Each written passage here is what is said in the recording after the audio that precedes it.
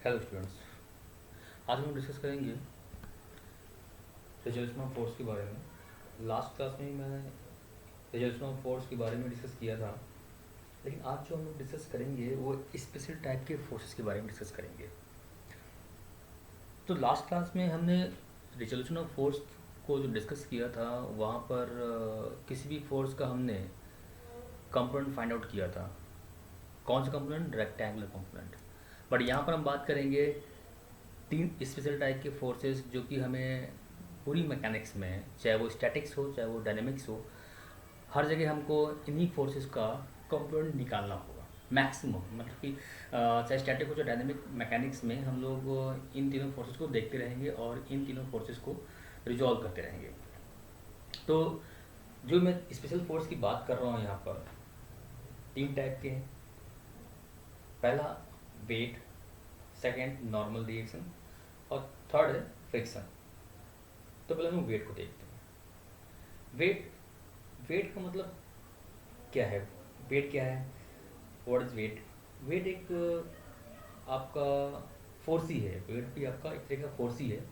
But wait को समझने से पहले हम लोग समझते हैं मास को। मास क्या है? मास किसी भी ऑब्जेक्ट का मास अगर हमको समझना है तो दैट मीन्स कोई भी बॉडी कई सारे पार्टिकल से बना होता है, और कोई भी पार्टिकल अगर है तो उस पार्टिकल का वो मास होगा। तो डैट मीन्स जो भी ऑब्जेक्ट आपके पास है, चाहे वो पेन हो चाहे वो मार्कर हो, वो पार्टिकल से बना हुआ है। और जब पार्टिकल होगा तो वो मास कैरी करेगा। जब मास कैरी करेगा तो ऑब्वियस सी बात है कि अर्थ एक ग्रेविटेशनल फोर्स लगाता है इन सभी पार्टिकल्स पर, जो भी ऑब्जेक्ट आपके पास है। यही कह सकते हैं कि जो भी बॉडी का मास है उस पर एक फोर्स लगता है जो अर्थ लगाता है अपनी तरफ खींचने के लिए। तो इस फोर्स को बोलते हैं ग्रेविटेशनल फोर्स। यानी किसी भी बॉडी को जब अर्थ अपने ग्रेविटेशनल फोर्स से खींचता है अपनी तरफ, तो वो कौन सा फोर्स हो जाता है? ग्रेविटेशनल फोर्स हो जाता है। तो यहाँ पर वेट को भी समझ दिया कि वेट क्या है। डैट मीन्स कोई भी बॉडी है तो उसका मास होगा, और किसी भी बॉडी का अगर मास होगा तो अर्थ उसको जिस ग्रेविटेशन फोर्स से अपनी ओर खींचेगा वो उसका बॉडी क्या बन जाएगा? वेट बन जाएगा। एक बात ध्यान रखिएगा, मास और वेट में बहुत ही इंपॉर्टेंट चीज़ है, मास कभी भी नहीं बदलता है। दैट मीन्स अगर कोई बॉडी का मास 1 किलोग्राम है तो वो आप कहीं पर भी रखो तो उसका मास नहीं बदलने वाला। बट हाँ, वेट आपका अलग अलग होगा। दैट मीन्स जहाँ पर ग्रेविटी का फोर्स ज़्यादा वहाँ पर वेट ज़्यादा, जहाँ पर ग्रेविटी का फोर्स कम वहाँ पर वेट कम। जैसे अर्थ पे ग्रेविटी ज़्यादा है तो इसलिए यहाँ पर वेट ज़्यादा होता है। वही जो भी एग्जाम्पल के तौर पर, जैसे किसी बॉडी का 1 किलोग्राम अगर मास है, लेकिन अगर उसका वेट की बात करेंगे तो अर्थ वेट ज़्यादा होगा इन कंपेयर मून पे ग्रेविटेशनल फोर्स कम है, तो वहाँ पर वेट क्या हो जाएगा? कम हो जाएगा। ओके। तो वेट कहाँ लगता है? वेट ऑलवेज डाउनवर्ड लगता है, क्योंकि अर्थ किधर खींचेगा उसको? अपनी तरफ खींचेगा। तो ग्रेविटेशनल फोर्स पुल कर रहा है, अपनी तरफ खींच रहा है, तो वेट कहाँ लगेगा? हमेशा डाउनवर्ड लगेगा। जैसे ये एग्जाम्पल जो मैंने यहाँ पर दिखाया है, ये बॉडी है, इस बॉडी का मान लिया कैपिटल डब्ल्यू क्या है? वेट है। ये कहाँ लग रहा है? डाउनवर्ड लग रहा है। अब जैसे यहाँ पर देखिए तो ये एक वही ऑब्जेक्ट एक इंक्लाइन रखा हुआ, किसी से कहते हैं सरफेस पे रखा हुआ है। वो सरफेस कैसी है? इंक्लाइंड है। जब वो सरफेस इंक्लाइंड है तो उस बॉडी का वेट कहाँ लगेगा? वेट हमेशा ध्यान रखिएगा डाउनवर्ड लगने वाला है। आप बॉडी को कैसे भी घुमा के रखो, इंक्लाइन रखो, कहते हैं आप किसी के थ्रू उसको लटका दो, बट हमेशा जो ऑब्जेक्ट होगा उसका वेट हमेशा डाउनवर्ड लगने वाला। उसको इस बात से मतलब नहीं कि वो इंक्लाइंड है, हॉरिजेंटल है, वर्टिकल है। डैट मीन्स आप कैसे भी रखो, वेट हमेशा बॉडी का डाउनवर्ड लगने वाला है।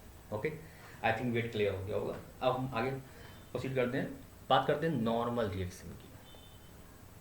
तो नॉर्मल रिएक्शन क्या है? जैसे यहाँ पर ये ऑब्जेक्ट का वेट मैंने मान लिया कैपिटल डब्ल्यू है। ये किस पे रखा हुआ? इस सरफेस पे रखा हुआ है। तो ये बॉडी का जो वेट है वो कहाँ लगेगा? इस सरफेस पे लगेगा, डाउनवर्ड लगेगा। अब इस सरफेस पे जो ये कैपिटल डब्ल्यू वेट लग रहा है, तो तो ये बॉडी तो वेट लगा रहा है surface weight capital W, but ये जो आपका सरफेस है ये भी तो एक फोर्स लगाएगा इस बॉडी पर। ये जो सरफेस है ये भी तो बॉडी पे एक फोर्स लगाएगा। That means Newton third law, reaction वाला। न्यूटन थर्ड लॉ क्या बोलता है कि कोई बॉडी अगर है अपोजिट डायरेक्शन उसके रिएक्ट करती है, रिएक्शन देती है। तो वही चीज़ यहाँ पर concept Newton third law. Newton third law में क्या है कि ये बॉडी अगर इस सरफेस पे फोर्स जो लगाएगा या वेट जो लगाएगा वो सरफेस उस बॉडी पर भी क्या लगाएगा, एक रिएक्शन फोर्स देगा। अब क्योंकि यहाँ पे ये बॉडी क्या है, हॉरिजॉन्टल है, तो हॉरिजॉन्टल के केस में यानी कि जब ये इस तरह से बॉडी रखा हुआ है तो उस केस में जो वेट होगा वेट आपका रिएक्शन के इक्वल आ जाता है। बट जैसे ये एग्जांपल मैंने लिया हुआ है यहाँ पर, ये जो सरफेस है इसके इंक्लाइंड है बॉडी, ये सरफेस क्या इंक्लाइंड है, तो सरफेस इंक्लाइंड है तो उस पर जब बॉडी रखी जाएगी तो भी इंक्लाइंड हो जाएगी। तो यहाँ पर वेट तो डाउनवर्ड रहेगा, बट रिएक्शन क्या होगा इसका, रिएक्शन क्या होगा, रिएक्शन हमेशा सरफेस के नॉर्मल होता है। यानी कि सरफेस ये जो लाइन जा रही है ये क्या है, इसके नॉर्मल है। इस सरफेस क्या होगा, नॉर्मल होगा। यानी कि हमेशा रिएक्शन आपको याद रखना है, जो भी बॉडी रखा हुआ है जिस सरफेस पे उसके क्या होगा, परपेंडिकुलर होगा, यानी कि सरफेस क्या होगा, नॉर्मल होगा।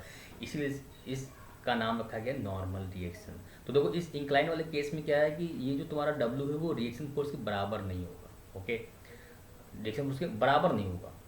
हॉरिजॉन्टल में क्या था, इक्वल था, बट यहाँ पर इक्वल नहीं होगा। ओके, आई थिंक क्लियर हो गया होगा।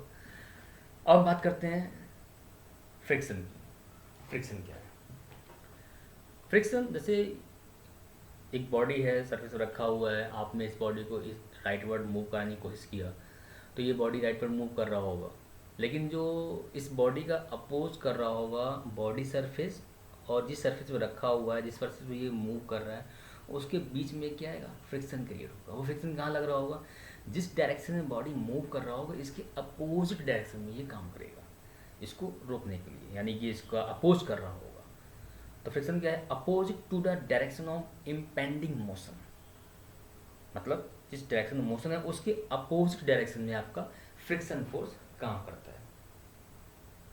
ओके, तो आई थिंक ये तीनों फोर्स आपको समझ में आ गए होंगे। और इसका मैकेनिक्स में हम लोग चाहे वो डायनेमिक्स हो चाहे वो स्टैटिक मैकेनिक्स हो हमेशा हमें यूज़ करना होगा मैक्सिमम जगह पर। आगे प्रोसीड करते हैं। अब मैं एग्जाम्पल एक समझा रहा हूँ कि जैसे ये मैंने एक बॉडी लिया जिसका वेट कितना था 10 न्यूटन।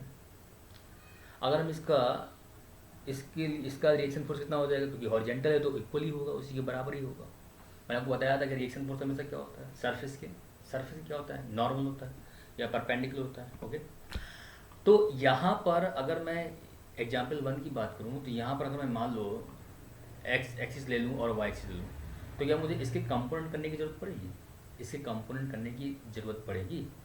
अगर ये आपका वाई एक्सिस हो गया और अगर हॉरिजॉन्टल मैंने मान लिया एक्स एक्सिस, तो देखो जब एक्स एक्सिस पे तो कोई फोर्स ही नहीं है, वाई एक्सिस पर जो दोनों फोर्स हैं एक वेट और एक रिएक्शन फोर्स दोनों वाई एक्सिस पर है, तो इनका कंपोनेंट करने की हमें ज़रूरत नहीं है। ओके, अब बात करते हैं एग्जाम्पल 2 की। जो यहाँ पर ये एक मैंने फोर्स ये मैंने एक्सिस ड्रॉ किया, X axis and Y axis. इस पर मैंने ये आपका रिजल्टेंट फोर्स या एक फोर्स कैपिटल एफ लग रहा था। कैपिटल एफ जो फोर्स लग रहा है वो हॉरिजॉन्टल से थीटा एंगल पे लग रहा है। अब मुझे इस केस के लिए फाइंड आउट करना है कंपोनेंट। तो इसके 2 कंपोनेंट होंगे जो मैंने आपको बताया था लास्ट क्लास में, हॉरिजॉन्टल कंपोनेंट एफ एक्स और एफ वाई, ये दोनों क्या हैं, इस एफ फोर्स के लिए कंपोनेंट है, दोनों आपस में क्या है, परपेंडिकुलर है। इससे क्या बोलेंगे, एफ एक्स और वाई क्या है, रेक्टेंगुलर कंपोनेंट है। अब यहाँ पर अगर मुझको फाइंड करना होगा इन कंपोनेंट्स की वैल्यू, तो आप वही सिंपल जो लास्ट क्लास में मैंने आपको बताया था कि अगर जिसके साथ में जो आपका जिस फोर्स का आप रिजल्टेंट फोर्स का जो आप कंपोनेंट फाइंड आउट कर रहे हो वो कंपोनेंट जो रिजल्टेंट के साथ में एंगल बनाएगा तो वहाँ कॉस आ जाएगा। वो कंपोनेंट जो रिजल्टेंट के साथ में एंगल नहीं बनाएगा तो वहाँ क्या आ जाएगा, साइन आ जाएगा। तो यहाँ पर बाई मिस्टेक जो आपका वर्टिकल फोर्स यानी कि यहाँ पर जो एफ वाई जो कंपोनेंट है यहाँ पर कॉस क्या लिख गया है, यहाँ पर साइन होना चाहिए, ठीक है, इसको सही कर लीजिएगा। जो एफ एक्स वाला फोर्स है, यानी कि जो आपका हॉरिजेंटल फोर्स, यानी कि जो कंपोनेंट एफ एक्स वाला है, एफ एक्स वाला कंपोनेंट के साथ में एंगल बना रहा है रिजल्टेंट फोर्स के साथ में, तो यहाँ पर कॉस्ट आएगा। बट यहाँ पर जो वर्टिकल वाला है, वर्टिकल वाला, ये वर्टिकल वाला एफ वाई, यानी एफ वाई जब फाइंड आउट करेंगे तो यहाँ पर देखिए जो एफ वाई कंपोनेंट है इस फोर्स का, वो थीटा एंगल नहीं बना रहा है, इसलिए यहाँ पर क्या आना चाहिए, साइन थीटा आना चाहिए। इसको आप क्या कर लीजिएगा, करेक्ट कर लीजिएगा। ओके, चलिए आगे बढ़ते हैं। अब देखिए रिजोल्यूशन फोर्स की अगर हम बात कर रहे हैं, तो यहाँ पर अगर मान लो मैंने एक बॉडी लिया जो कि इंक्लाइंड सरफेस पर रखा हुआ है। अब इंक्लाइंड सरफेस पर रखा हुआ, उसका वेट मैंने मान लिया 200 न्यूटन है। उसका वेट कितना है, 200 न्यूटन, और उसका रिएक्शन फोर्स कितना है, कैपिटल आर। और ये जो इंक्लाइंड सरफेस, इसका एंगल कितना है, 30 डिग्री। अब देखिए इस केस के लिए अगर हम इसके कंपोनेंट करें तो हम दो तरीके से कंपोनेंट कर सकते हैं इसका। तो हम यहाँ पहला मैं करने की कोशिश कर रहे हैं, हम लोग सॉल्व करते हैं। पहला कंपोनेंट क्या कहते हैं कि किसका कंपोनेंट कर सकते हैं, इस रिएक्शन फोर्स का या फिर इस कैपिटल डब्ल्यू का। देखिए ये हमने वर्टिकल वाई एक्सिस और हॉरिजॉन्टल एक्सिस मान लिया। अब यहाँ पर वेट को हमेशा बॉडी कहाँ लगता है, डाउनवर्ड, तो वेट क्या लगा दिया, डाउनवर्ड लगा दिया वेट। रिएक्शन फोर्स कैसा होता है, हमेशा सरफेस के परपेंडिकुलर होता है, तो ये सरफेस होगा, ये सरफेस है, इससे क्या लग रहा है, ये परपेंडिकुलर लग रहा है, ये परपेंडिकुलर लग रहा है, तो यहाँ पर क्या हो जाएगा, ये परपेंडिकुलर हो जाएगा। अब इसके बाद इस बॉडी का जब हम यहाँ पर एंगल फाइंड आउट करना होगा कि ये हॉरिजॉन्टल से कितना एंगल बना रहा है रिएक्शन वाला, क्योंकि देखिए इस वाले केस में जब मैंने ये हॉरिजॉन्टल को एक्स एक्सिस मान लिया है, वर्टिकल को वाई एक्सिस मान लिया है, तो यहाँ पर वेट तो डाउनवर्ड लग रहा है। जब वेट डाउनवर्ड लग रहा है तो इसका मतलब ये है, वेट डाउनवर्ड लग रहा है, इसका मतलब ये तो वाई एक्सिस पे आ गया, तो इसके कंपोनेंट करने की जरूरत यहाँ पर नहीं है। इसके कंपोनेंट हम नहीं करेंगे, हम किसी का कंपोनेंट करेंगे, इस रिएक्शन फोर्स के कंपोनेंट करेंगे। तो हमें इसका चाहिए होगा एंगल। जब एंगल चाहिए होगा, देखो एंगल किस निकाला गया है, देखो ये सरफेस थी, ये आपका इंक्लाइंड सरफेस का एंगल 30 डिग्री दिया होता। जब ये लाइन यहाँ पर ड्रॉ करोगे, ये लाइन ड्रॉ करोगे, तो इस सरफेस के साथ में ये वाला एंगल कितना बनेगा, 90 डिग्री। अगर ये 90 डिग्री होगा, ये 30 था, ये कितना हो जाएगा, 60 डिग्री।